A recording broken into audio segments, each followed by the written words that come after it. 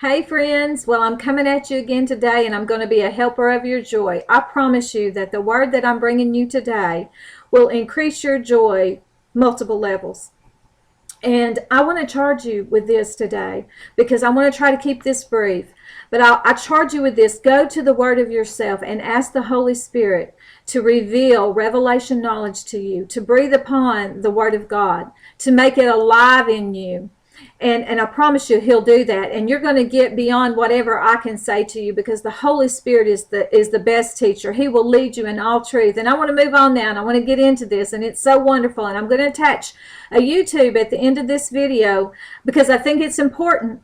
This morning I was worshiping God, and everything's not lined up perfectly in my life either. But I grab hold of the Word of God. I grab hold of the promise of God for myself. I allow the Holy Spirit to show me how does this work in my life. And today I was dancing in the Spirit over some things, and I was rejoicing. And in my spirit, I heard Kenneth E. Hagin, Brother Hagin, say, my. I had to stop right there. I mean, I was dancing in the Spirit, and I was ha, ha, ha. And I stopped, and just like the rest of you guys, I went to Google.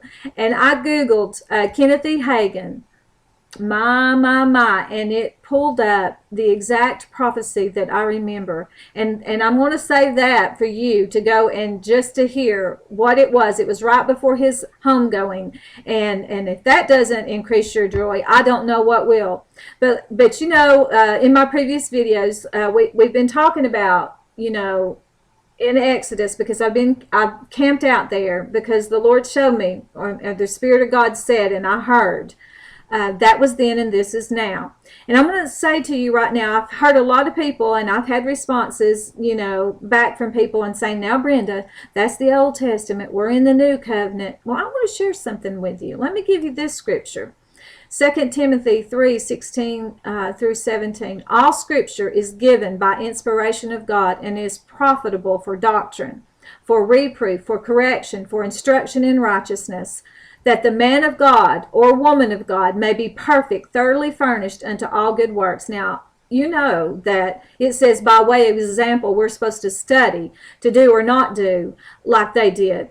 But I want to tell you, because we have asked Jesus Christ to be our Lord and Savior, and we've received the promise of the Spirit of the living God who now indwells us, that whenever we go back and we read about the children of Israel and what God is saying, we are his children too. We are his people now, and we walk in the light. Now I'm going to stop right there before I get too preachy. I want to get into Exodus, and we're going to start with verse 7.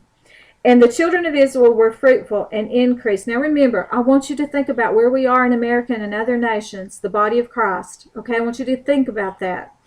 The children of Israel were fruitful and increased abundantly and multiplied and waxed exceeding mighty in the land, and was filled with them. And the land was filled with them. Now there arose up a new king over Egypt. And I want you to think about America too, which knew not Joseph. So this king didn't know the ways of God that came through Joseph and Jacob and their fathers. It said they all died there. But this king did not know the ways of God. And he said unto his people, behold, the people of the children of Israel are more and mightier than we. Come on, let us deal wisely with them, lest they multiply, and it come to pass that, when there falleth out of any war, they join also unto our enemies, and fight against us, and so get them up out of the land. Now I want you to think about this. It says that they, the world, the people in the world, that intellect, that mental realm, they want to deal wisely. It does not compare to the wisdom of God. And you know what Scripture says about that, how he confounds the wise. Therefore they did set over them taskmasters to afflict them with burdens, with their burdens. And that jumped out at me. And so it will send you over to, when you look at burdens, well, let me finish. And they built for Pharaoh treasure cities. And I'm not going to say those two cities' names. You go and read it for yourself, because I can't pronounce them. But the more they afflicted them, the more they multiplied and they grew. And they were grieved because of the children of Israel. And the Egyptians made the children of Israel to serve with rigor. And they made their lives bitter with hard bondage. in mortar and in brick and in all manner of service in the field in their service. And there's just so many scriptures that come up to me about the house that's built on solid ground. And I mean, just so many scriptures. And I'm sure the Holy Spirit's going to spark you on into more revelation and cause you to walk in the ways of God. But what I want to go back to is, it says their burdens. And if you'll go over to chapter 5 and in verse 4 and 5. And the king of Egypt said unto them, Wherefore do ye, Moses and Aaron, let the people from their works, ? Get there unto their burdens? Get you unto your burdens. And Pharaoh said, Behold, the people of the land now are many, and ye make them rest from their burdens. And I'm reading in the King James, but go and read it in other translations. I have, and a lot of people will accept King James, so I'm using this one. But if you'll go and read that, it'll be more plain to you. But what jumped out at me, it says their burdens, their works, and it said that Moses and Aaron are calling them out of it. Isn't that right? He says, what are you doing? You're calling them out from their works and their burdens. And it says you make them rest from their burdens. What is that? That is a type and shadow of our Lord and Savior Jesus Christ.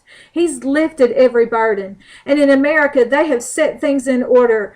And in other nations too, the evil one has come to put us, and we've put ourselves under some of them. But listen, that is not who we are. We are the people of the living God.